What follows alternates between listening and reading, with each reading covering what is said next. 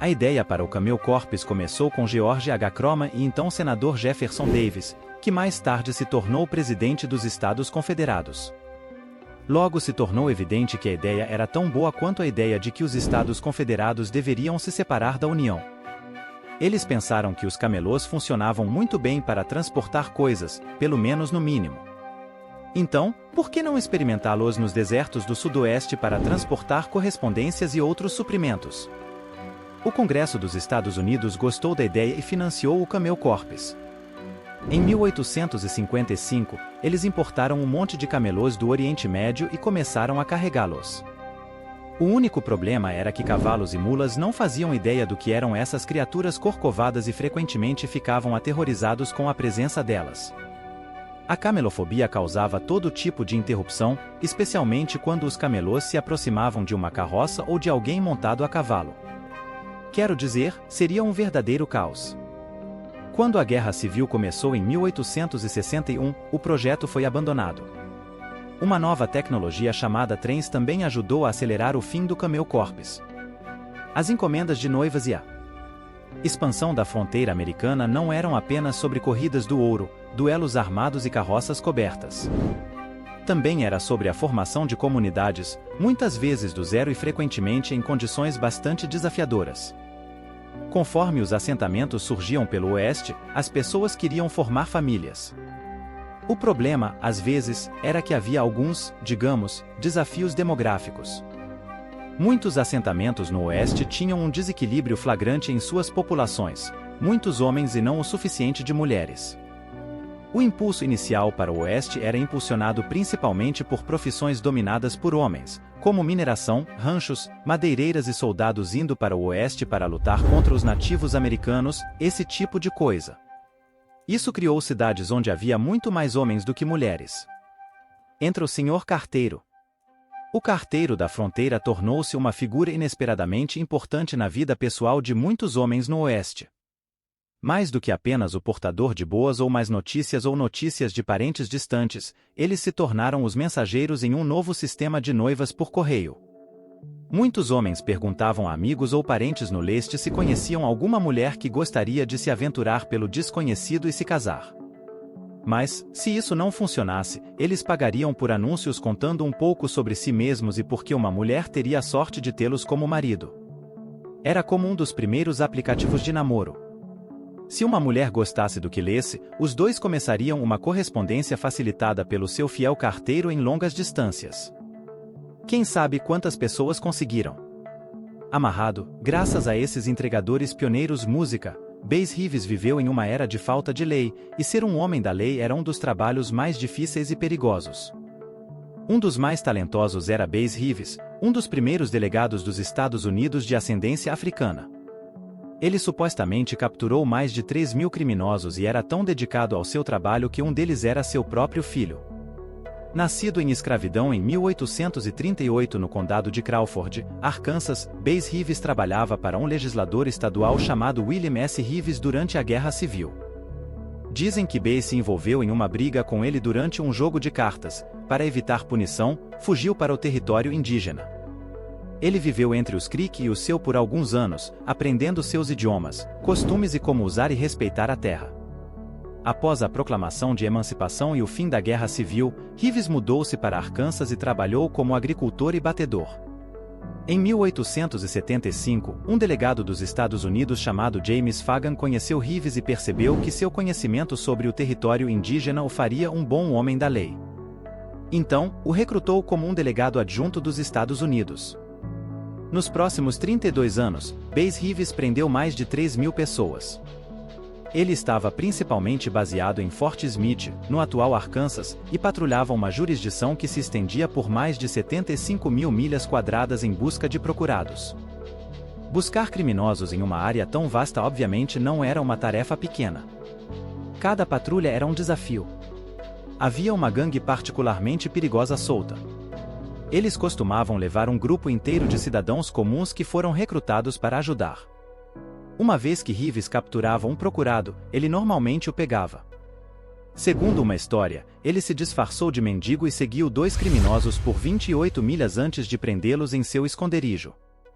Outra história conta como ele foi capturado por um grupo de bandidos e estava prestes a ser punido até que os enganou, fazendo-os pensar que receberiam dinheiro se o entregassem vivo. Enquanto eles discutiam sobre o que fazer, ele escapou de suas restrições, pegou uma das armas deles e os levou para a cadeia. Mas a prisão mais difícil da carreira de Reeves foi provavelmente a de seu próprio filho. Em 1902, seu filho Benny era procurado por tirar a vida de sua própria esposa. Quando Reeves viu o mandado de prisão, pediu para servir o mandado a si mesmo. Talvez fosse porque ele queria garantir que a prisão fosse feita corretamente e sem violência, ou talvez fosse porque ele se sentia pessoalmente responsável pelas ações de seu filho. Reeves supostamente rastreou Benny por algumas semanas antes de finalmente prendê-lo no território indígena. Benny foi julgado pelo assassinato de sua esposa, considerado culpado e cumpriu sua pena em Fort Leavenworth, no Kansas, antes de ser libertado. Em 1868, a ferrovia chegou às Grandes Planícies. Por anos, os ossos de búfalos haviam se acumulado literalmente nas ruas.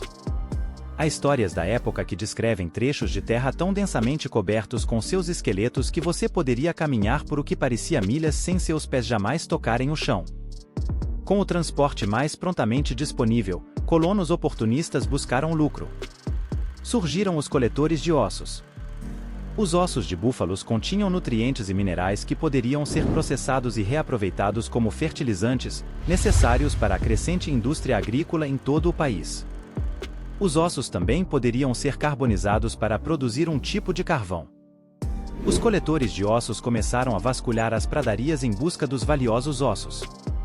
Durante os anos 1870 e 1880, cerca de 5.000 vagões de trem eram cheios anualmente com ossos de búfalos, gerando para as novas empresas ferroviárias cerca de $500 milhão por ano, uma quantia enorme na época que permitia que as ferrovias lucrassem e continuassem se expandindo.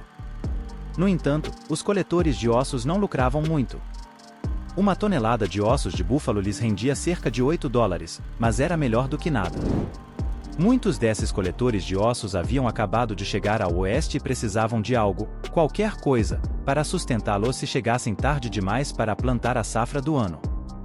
Os nativos americanos também se voltaram para a busca de ossos de búfalo. Uma vez uma oferta infinita de carne de búfalo, na qual muitas tribos das grandes planícies haviam dependido por séculos, foi caçada quase até a extinção pelos colonos brancos com armas. Essas tribos muitas vezes não tinham outra opção senão recorrer à busca pelos ossos de sua sagrada criatura e vendê-los de volta para as pessoas que eram responsáveis por sua extinção. Grandes cidades do leste, como Chicago e Detroit, tornaram-se grandes centros neste comércio de ossos. A cada ano, milhões de libras de ossos coletados das planícies eram enviados para essas cidades. Em poucas décadas, o búfalo, que outrora cobria as grandes planícies, foi reduzido a pó para alimentar o apetite industrial da sociedade modernizante e acelerada dos Estados Unidos. Ferrovia Chinesa. Em 10 de maio de 1969, houve uma cerimônia comemorando o centenário da conclusão da ferrovia transcontinental. O secretário de Transportes fez um discurso onde ele disse: "Quem mais senão os americanos poderiam?" Os nativos americanos também se voltaram para a busca de ossos de búfalos. Sua outrora interminável oferta de carne de búfalo, na qual muitas tribos das grandes planícies haviam confiado por séculos, foi caçada quase até a extinção pelos colonos brancos com armas. Essas tribos frequentemente não tinham outra opção senão recorrer à coleta dos ossos de seu animal sagrado e vendê-los de volta às pessoas que eram responsáveis por sua extinção. Grandes cidades do leste, como Chicago e Detroit, tornaram-se grandes centros desse comércio de ossos. A cada ano, milhões de libras de ossos coletados das planícies eram enviados para essas cidades. Em questão de poucas décadas, o búfalo, que uma vez cobriu as grandes planícies, foi reduzido a pó para alimentar o apetite industrial da sociedade rapidamente modernizadora da América. Na ferrovia chinesa, em 10 de maio de 1969, houve uma cerimônia comemorativa do centenário da conclusão da ferrovia transcontinental. O secretário de Transportes fez um discurso onde ele disse: "Quem mais senão os americanos poderiam?" A medicina ocidental da época não conseguia oferecer uma cura, as perspectivas para Jane pareciam sombrias e parecia provável que ela logo falecesse.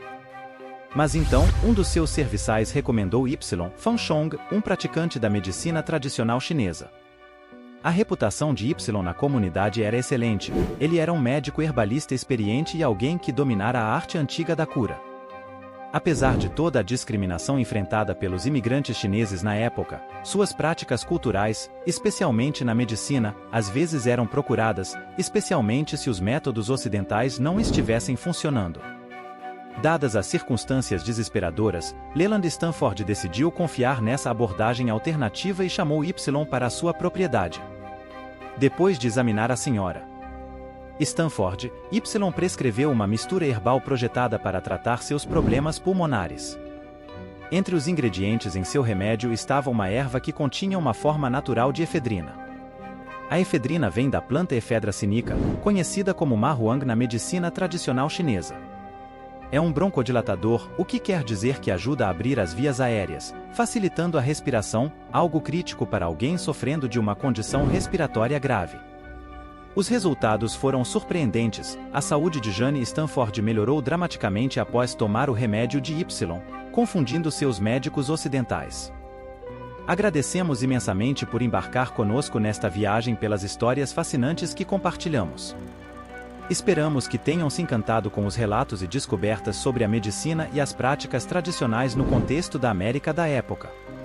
Não se esqueçam de partilhar, apreciar, subscrever e deixar seus valiosos comentários sobre essa experiência única. A interação de vocês nos impulsiona a continuar explorando novos horizontes e a desvendar mais narrativas surpreendentes. Estamos ansiosos pela próxima aventura aqui nos Caminhos da História. Até breve!